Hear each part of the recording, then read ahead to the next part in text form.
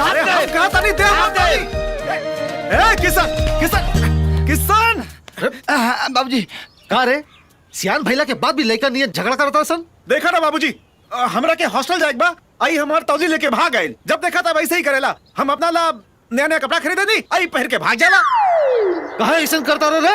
त का करे यार, ये लोग खातिर तो नया नया कपड़ा खरीद देलो, हमरा खातिर कहियो खरीदले बड़ो तो ये लोग के ना पहनी तका लंगटे घूमी। बहुत जुबान चलाता तो देव कर तौली ना दे। अरे ना दे भो, दे हमार तौली दे हमार तौली दे। अरे ना दे किशन किशन हमार तौली दे किशन।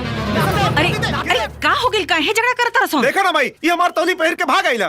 दे दे बेटा। ना देब ना। दे दे दे हमार तौली दे। अरे किशन का भइल, तोर छोट भैया ना हो। ते नहीं के जानत माई, दूसरे के तौली पहनल हाइजीनिक ना होला। हाइजीनिक ना होला। हाइजीनिक ना माई, हाइजीनिक। इससे बैक्टीरिया फैलेला तब बीमारी हो जाला। अच्छा भाई भाई का कपड़ा पहनने से बीमारी होला हैं? भाई भाई का खून अलग होला का? हाँ कपड़ा तो कपड़ा, भाई भाई के खून भी अलग होला। भाई भाई का खून अलग होला? भाई तो भाई, माँ बाप बेटा के भी खून अलग होला। अब देख, हमार खून है ए पॉजिटिव, एक गधा के खून है ए नेगेटिव, अब भैया के खून बी नेगेटिव, अब बाबूजी के खून ए बी नेगेटिव है। इनका के डॉक्टरी बाद में सिखाइए, हमरा ऑफिस जाके देर होता तोरा का हॉस्टल छोड़ी के नहीं बता पहले। देखा ना भैया, हमार तौली नहीं की देत। किसान तौली दे कर। ना देब हो।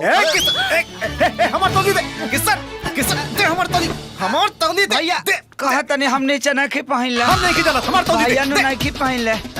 भैया नु हमार भैया हुआ। हमार नहीं हमार देगा। तौली दे किशन। का रहा है? किशन किशन बोलो तनी।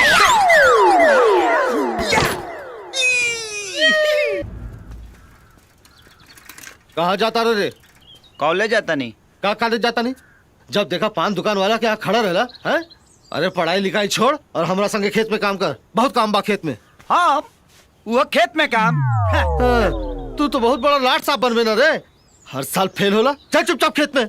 बाबूजी अब की पास होके दिखाई, तू देख लिया। एगो बात बतावा, ई तू रोज का हमारे के कहला खेत में काम करे के हो? हाँ एगो हमार बात गांठ मान लो, हम कहियो जीवन में खेत में काम ना करब।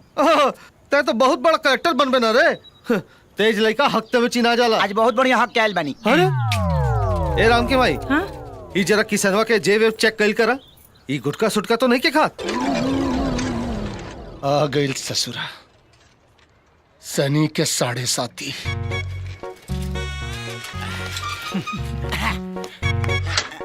का हो ए बनवरी, आज चंदवा कॉलेज चल गइल का? हमरा से का पूछे तारे रे? हम ओकर चौकीदार बानी का? अरे तो तोरा दुकान के एगो कर मकान बा, अते ओकरा के रोज आवत जात देखेली। ए सब पूछ दे तो भड़कत का बड़े रे?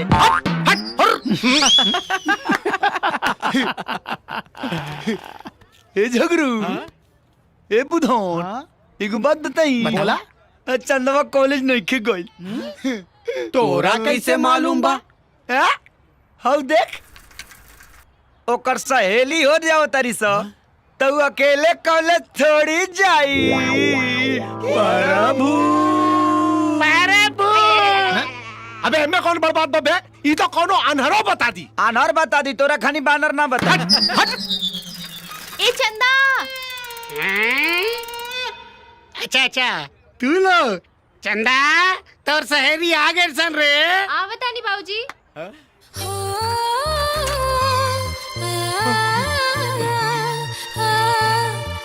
हेलो चंदा, काल बा।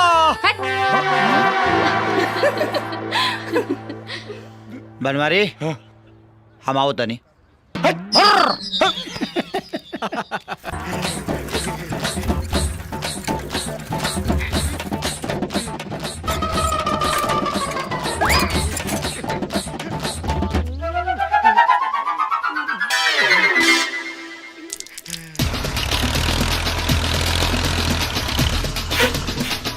अरे जोखना, ये साइकिल कौना के हारे? अरे जोखना, ई साइकिल हमार है रे।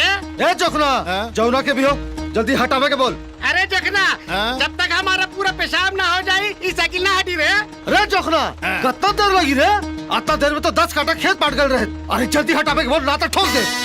अरे जोखना, ई रोडवा कोनो के बाप के ना हा। जब हमार मर्जी करी तब हटाई रे। ई बात बा। हैं? अच्छा तो देख हम का करता नहीं। ये देख।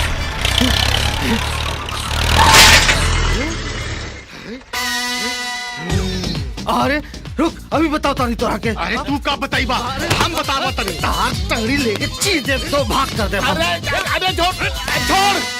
अरे यार तू लोग जब भी मिलेला लड़े लगेला। अरे कबहू तो प्यार से रहा। अरे ही पंचर वाला संगे कौन प्यार से रही? अरे ते जोखरा चुप रहा, अभी एकरा के छट्टी के दूधिया दिला अरे दे। एक को भी भंटा बोए वाला हमरा जैसे बिजनेसमैन आदमी से लड़ाई करे के तो आर औकात नहीं खेले। बाहरे एगो पंचर के दुकान खोल के अपन आप के टाटा बिला बुझता रे। अरे का बात तोरा लगे एगो बेटी ऊ तोरा के एक दिन छोड़ के चल जाए। अरे हमरा के देख, हमरा के अरे 3 लड़का के बाप बनी, 3 लड़का के का हट आइल बड़े।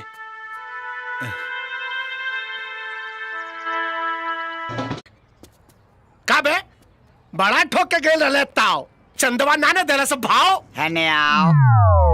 अभी हमार भाव फिक्स से कहाँ भइल बा बेटा, लागत ता गीता तो ना पड़ेला ही।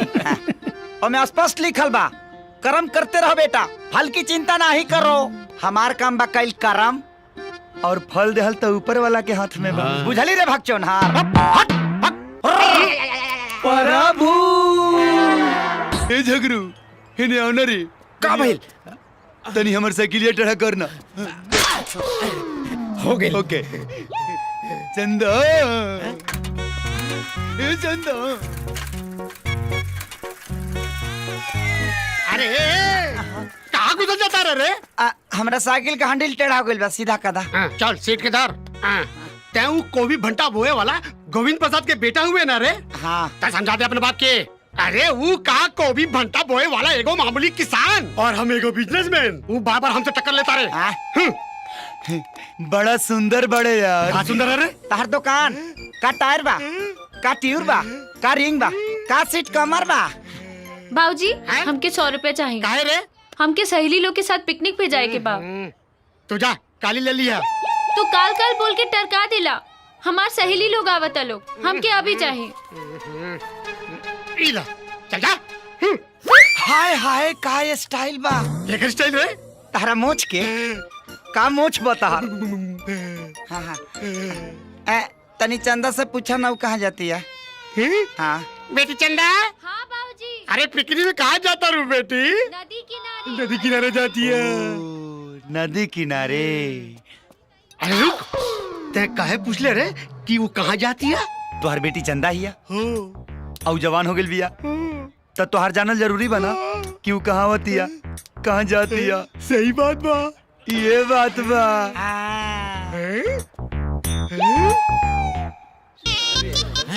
हो दे आगे लिसन रे। चलो चल के देखल जाओ, चलो। एक किसान सब गुस्सा में नहीं आवत रिसन। चल भागे के रे भाई। अरे रुका सा लड़की के खींच टाटा फीस साइड डाउन। ए हाँ तू लोग यहाँ का करे ताड़ा? मछली फंसावत तानी लेकिन एको गो ना फंसली सा। भगवान जाने कभी फंसी।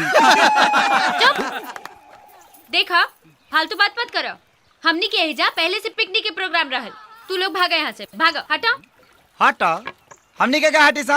हाँ तारा लोग के बैठे के बाद जा कहने कचरा पार्टी में बैठा लो। बुझाइल बोलत तो ऐसे बड़ी जैसे कि जगह इनका बाप के है। ए हमरा बाप के नाम मतलब। कुछ भी कह चंदा, लेकिन जब तू खिसियालू तो बहुत सुंदर लगेलू। लगम ना, भगवान हमके फुर्सत से बनवले बाड़े। ओए होए होए होए होए होए तारा के फुर्सत से बनवले बड़े। हम का इंटरनेट से डाउनलोड हो कैल बनी का। डाउनलोड हो के आइल बानी का। चुप रहो, तारा से तो मुंह लागल बेकार बा। गले लग जा। ए माई माई रे, ए माई माई माई बोला। 50 किलो आलू, 50 किलो प्याज और 50 किलो दाल लिया देनी। हाँ। और भतवानी खाते मिस्त्री के भी बहना दे देंगे। अच्छा ठीक है। अच्छा सुनो, एक कन्या के सगुन का सामान बा छूट गेल रहे, ले जाके पहुंचावा। अच्छा। और रास्ता में से 1 किलो निमन मिठाई भी खरीद लिया। बुझाइल? और जल्दी आई, बहुत काम बा। या काम बन गई। कैसे? यही बहाने भौजियों के देख ले जाई। प्रभु चला सा सामान उठाओ सब। ए भाई यही ड्रेस में जाइबा, तनी बढ़िया पहन के आवा ए भौजी के देवर। आप देख हमार तेवा। अरे तनी बढ़िया पहन के यह ससुराल वाले बहुत धनिक बाटे सन, कहीं नाक ना कट जा। का भाई? अब तो हमें ही कपड़ा बजाई। काहे? हम जाई का है हम जाइब सामान उठाओ। रेडी ओके चल चल। मालकिन मालकिन ये लोग पायल दीदी के ससुराल से आइल बा लोग। हाँ आओ बेटा आओ बैठो आओ प्रणाम माँ जी। खुश रहो बैठो।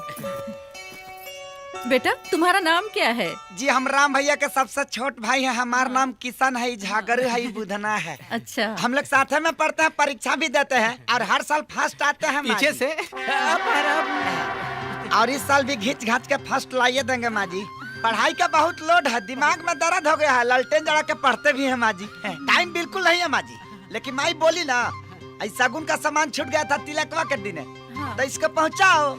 तो हम सोचे कि चलो भाई टाइम निकाल के चलते हैं और हम आए हैं लेकर, और इसी बहाने भौजी को थोड़ा देखियो लेंगे ना। ठीक है गोवर्धन, जी ये मालकिन। शगुन का सामान है, इसे अंदर ले जाकर रख दो संभाल के। ठीक बा। अरे ये कचरा लेके कहाँ जा रहे हो? रखो यहाँ पे। दिखाओ क्या है इसमें। बहू ये शगुन का सामान है, इसे अंदर ले जाकर देखो। इसमें देखना क्या है माँ जी? सड़ा हुआ मेकअप का सामान ही तो है, कोई खजाना थोड़ी ना है। चल रहा है नाश्ता तो करके जाओ बेटा। माँ जी। अब राउंड नाश्ता वही दिन करब जहिया बारात लेके आई। ऐसे कैसे जा रहे हो? अपनी भाभी से तो मिल लो। अब भाभियो सोह दिने मिलब जहिया बारात लेके आई, और ऐसे भी उकरा मुंह में कोनो खजाना नहीं खेला।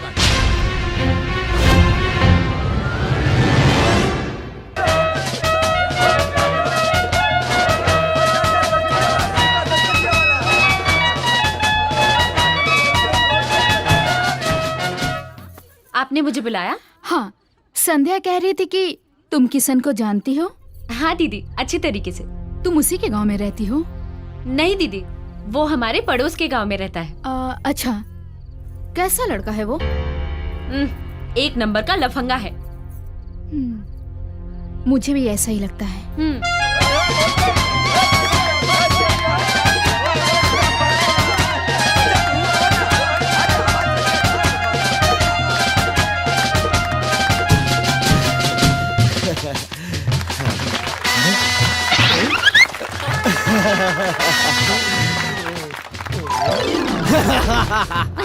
कहो चंद, आज बड़ा खुश नजर आओ तरू, का बात बा? लागत कि आज तोहरे बिया होता। खुश ना रही तका उदास रही। यहाँ एगो तू ही हमके देखे वाला थोड़े बाड़ा, बहुत लोग बा देखे वाला। एगो चेहरे के कितना लोग के देखो, घूम फिर के हमरे लगे आइबू। ए, हमरा लगे मोहब्बत के गम नहीं खे, और तू हमके संभारा इ तरह में दम नहीं खे। ए तोहरा के का अगर चाह दी ना तो तोहरा साथे साथे सब जनी के रस निकाल दे। हट, तरह से तो मुँहे लगावल बेकार बा। मुहे ना लगेबू तो मोहब्बत के लेमचूस कैसे? प्रभु बैठा। ए भाई लोग, अब तई परसिया हमनी के बैठ के खाई जाई। पतल ठीक बानू रे? आ खाना ठीक बानू रे? आ खियावेली ठीक बाड़ी नु? हाँ भैया। काहो भौजिया बनानू लड़ाबू? प्रभु ई खाना खियावतिया कि ईटा से कपार फोड़तिया रे?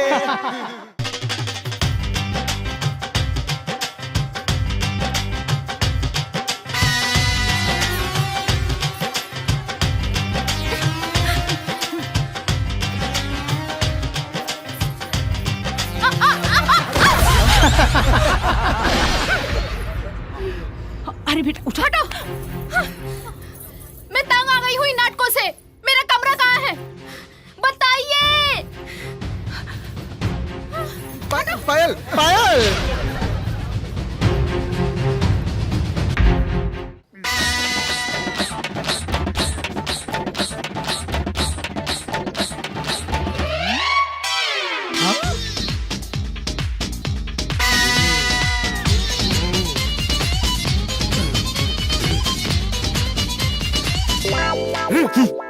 का रे जोखना, घर में सब ठीक बानू? ठीक बा। है सुननी, हाँ नया पतो आइल बाड़ी, घर में सब ठीक बानू?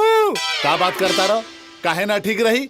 अरे हमार पतो तो लाखों में एक भी है, लाखों में। अरे ना ना, हमारा गांव में एक आदमी करोड़ों में पतो ले आइल बाड़े। मर्सिडीज में सर दे आई और स्कूटर में फर दे चल गई। का रे ये केकरा के सुनाता रे? अरे सुनाबे के का बार झंटा, समझदार खातिर इशारा काफी होला। कार जोगना हम ठीक कहता नहीं ना। अरे चुप रहो बोकरा। अब देख लड़कन के कमाए खातिर बाहर जाके पड़ी कि ना? अब एकर मतलब ई तना होला कि लड़का अपना माई बाप के भुला जाइए सन है? अब घटिया आदमी के घटिया सोच का रे जोखना। अरे जाना भोई भोई करे आइल बड़ा तो भोई भोई करा। अरे हमार माथा काहे खराब कइले बड़ा? अरे हम तोरा के बात मत देख ले रे। अरे तू हमारा का देख रे? हम इधर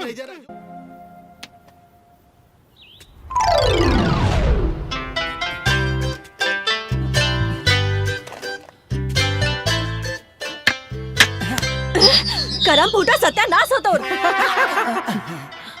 तू अरा मुझौसा मुझो रहो ना, तेरा अखिया में कच्चा फूट गइल बा का रे? हाँ लौकत नहीं खे। हमारा तो लौकता, हमरा गुलिया के थोड़ी लौकता ना, तो कगरी काट के निकल ना जाई। गुलिया के जैसन तू आन्हर हो गइल बाड़ा। कहा समहू आन्हर आती तो गुलिये के जैसन तोरा में सट जाती। सटे के इतना शौक बना तो हमरा घर पे हमरा बाबूजी से हमार हाथ मांग के दिखावा, तब जाने कि कितना बड़का हीरो बाड़ा। ए तकाल बारा बच्चे, तोरा घरे आव तोहर हाथ मांगब तोहरा बाबूजी से, और अकेला नहीं आएंगे हम, अब पूरा बाराती के साथ आए। अरे जा रे ढोंगी जा। एक काल 12 बजे, एक काल 12 अरे बजे। हाथ ले जाओ। अरे अब ठीक बानू प्रभु।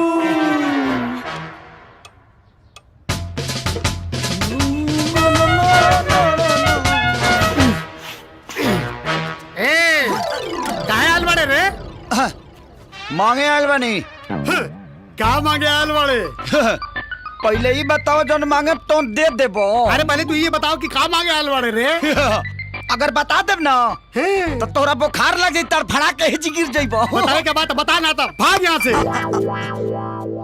मांगी देबो सही में। अरे पहले ही बता ना का मांगे आल बड़े रे? हम तो चंदा मांगे आयल अच्छा बनी। तो चलो मांगे। हट।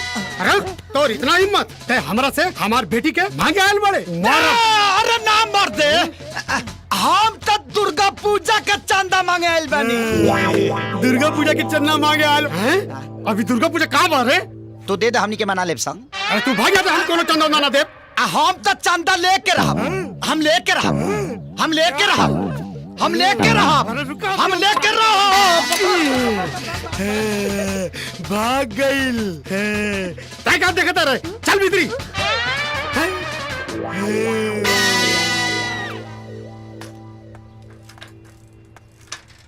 अरे रुका देता नहीं, फ्री में पान खा।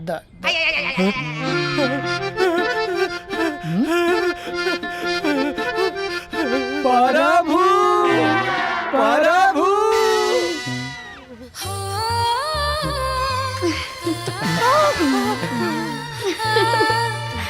अरे यार हमरा तो विश्वास ही नहीं के होत, आज पहली बार चंदा हमरा के देख के हंसल बड़ी। पगलाइल बड़े कार है? अरे तोरा के ना, हमरा के देख के हंसल बिया। तोरा के तक कुतियो ना देखी, हास्य के बात करता। हट हट हट। अरे यार आज चंदा हमरा के देख के हंसली, कहाँ जाई रे, का करी रे?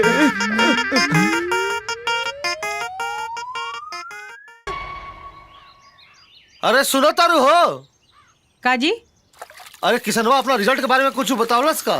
ना हमरा के तो कुछ नहीं के बतौले, हो सकला ओकर रिजल्ट ना निकल होखे। वाह ओकर साथ दोस्त मिठाई बांटता रसन। कहाँ बा किसनवा? का रे तोहार रिजल्ट निकल गइल? हाँ निकाल गई। का भइल? का होई, फेरू फेल हो गई नी। अब देखे तारू फेल हो गइल और फोफिया खाता। तो का करी?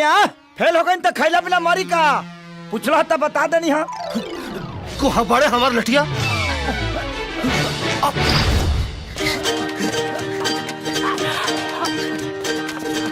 ए किसनवा चुपचाप हमार लठिया दे दे रे। आज बताओ तनी तोरा के हमने के फेल भइले के रिकॉर्ड तो बनिए गइल हो। ए किसनवा बार बार फेल होला तब तोरा शर्म ना आवेला। अब तोर पढ़ाई लिखाई छोड़ा के तोरा से खेते जुतवाई। जब कह रहा है कि खेत में काम नहीं करेंगे तो नहीं करेंगे। अच्छा ले बाबूजी देखिए, हमको घर में ले जाके खूब मारिए ना, लेकिन के सामने मत मारिए। अरे करिए के देखे के चक्कर में तब फेल हो जाने रे। हम कह रहे हैं कि महिलाओं के सामने मत मारिए, हमारा भी प्रतिष्ठा है। अरे बाहर है तो प्रतिष्ठा। तो कह रहे हैं ना।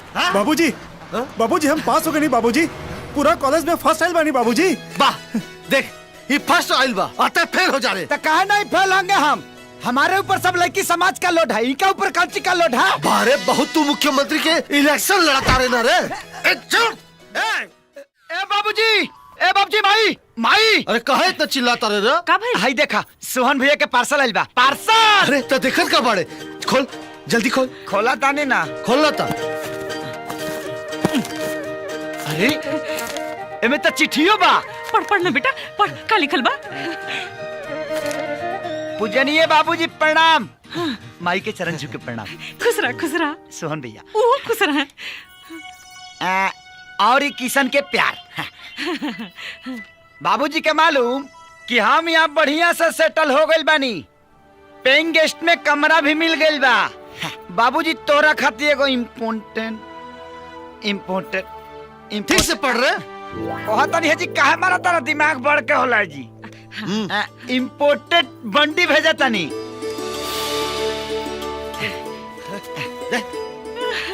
अरे आगे पढ़ना। और माई खातिर चप्पल भेजा तनी। माई। अरे राम के भाई, तनिक पहिर के दिखावा। अब गंदा हो जाए, हमार बेटा भेजले है। ए माई। अरे ते काहे रुक गई रे, आगे पढ़। बाबूजी प्रणाम। माई प्रणाम। अरे फिर वही जैसे पढ़ता रहे। अरे आगे पढ़ो। हाँ। और किशन के नया नया कपड़ा पहने के बहुत शौक। अरे यही से कहता नहीं कि ठीक से पढ़ाई लिखाई कर। ठीक से पढ़। शौक है ना, शौक बा, यही से ओकरा खातिर नया शर्ट और टोपी भेजा तनी। रुक, पहले पढ़, आगे पढ़। बाकी सब ठीक बा, हम एकदम कुशल से बानी। हमार पढ़ाई खत्म हो जाई तो हम तोहरा लगे चलब। अच्छा। तोहरा आज्ञाकारी बेटा सोहान। अरे कहाँ जाता रे? जाता नहीं मेला। अरे मेला बाद में जाइए, पहले ये चिट्ठी दोबारा पढ़। एक गो चिट्ठिया कई बेर पढ़ी, कई बेर। मेला जाए के बा, इम्पोर्टेंट काम बा।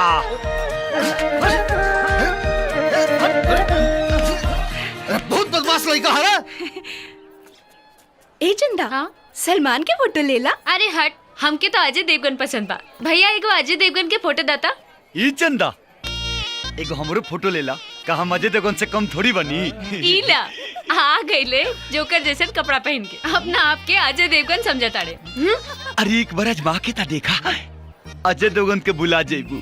छोड़ हमारा हाथ। एक बार धैले। हमारा हाथ छोड़। पहली बार धैले बनी, धैले रह। चुपचाप छोड़ दे। ए चंदा, बहुत हंसी मजाक हो गई।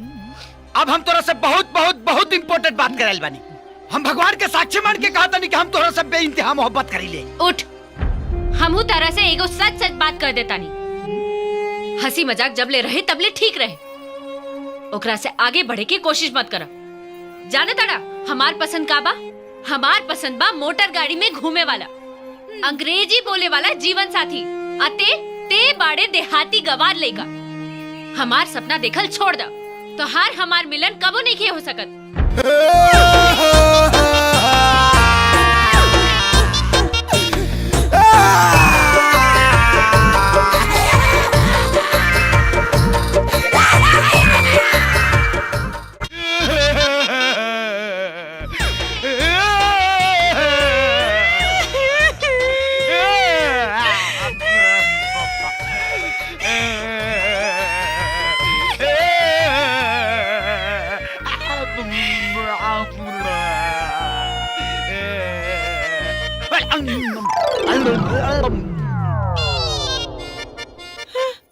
बहुरा गल बका रे। का हो बनवारी भाई, आज तो कमाल हो गई यार। चंदा के सहेली आ गल बाड़ी सन, बाकिर किशन के अता पता नहीं के। तोनी के पता ना का? और काल मेला में चंदा जवन बेइज्जती कैला किसनवा के। अरे ओकरे बाद कहीं पड़ल हुई गम में रम लड़ावत। अच्छा अब एक बात बता बस, चंदा से के कर यारी, किसनवा के बनवारी? बनवारी हल्ला ए बनवारी भाई आ गईले हमनी के किशन कन्हैया। का हो भैया? दुनिया में एक से एक बेशरम देखनी भाई, लेकिन एक किसनवा जितना बेशरम आदमी आज तक ना देखनी हम। अरे काल मेला में चंदा इतना घनघोर बेइज्जती कैला से कर, फिर भी ना सुधरल। भाग भाग चौनार, प्यार मोहब्बत में का इज्जत और का बेइज्जती रे? सब जायज बा, उम्मीद पर पूरा दुनिया कायम बा बेटा।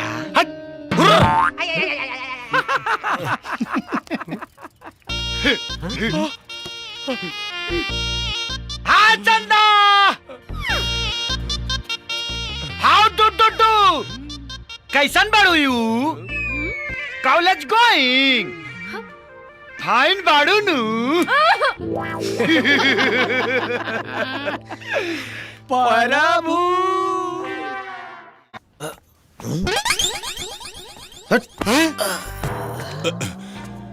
तोहार बेटी कैसन बिया? इलाज चला था। तोहार बेटा कैसन बा? इलाज चला था। सारा गांव में हल्ला हो गइल बारे कि किसन तोहार बेटी के चक्कर चला था। ई सुन के सारा बाराती भाग गेलन सन।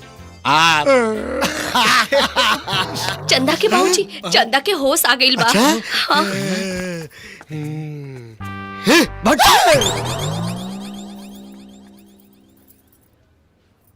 किशन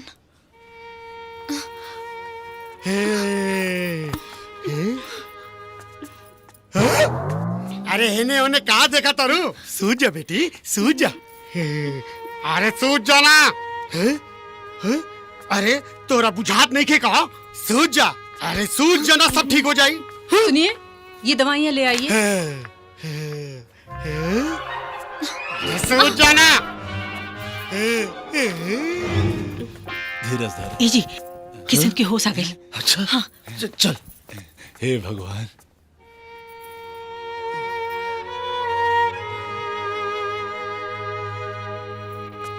अरे अरे बेटा, ज्यादा उछल कूद मत कर बेटा, सूझ जा। आराम कर बेटा, सूझ जा।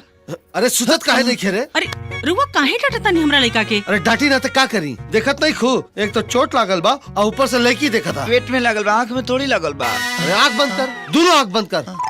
आँख खोल बेटा, दोनों आँख खोल। का करता नहीं रुआ? इतना सुंदर लड़की बिया, जात बिरादरी का बिया, देखी ना तो का करी? अरे तय का सुने तारे रे? तो का करी हमरा लग बात होता तो? सुत। अरे तू भी सुता। अरे सुता।